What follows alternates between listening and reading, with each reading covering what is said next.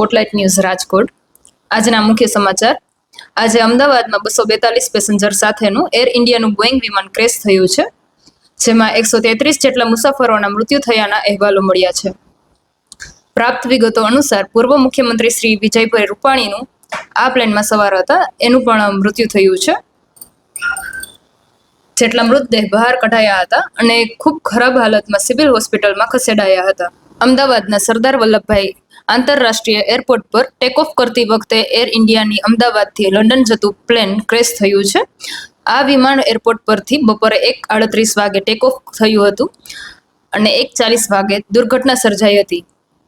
અમદાવાદ શહેરના મેઘાણીનગર આઈજીપી કમ્પાઉન્ડમાં 171 Air India Boeing plane crash થયું હતું. આ પ્લેનમાં 242 જેટલા મુસાફરો હતા. આ સ્થિતિમાં એવું લાગી રહ્યું છે કે ઘણા મૃતદેહોનું ટીઆરપી કાંડની જેમ ડીએનએ ટેસ્ટ કરાવવી પડશે. વિમાન અથડાયા બાદ બિલ્ડિંગમાં ભયંકર આગ લાગી હતી.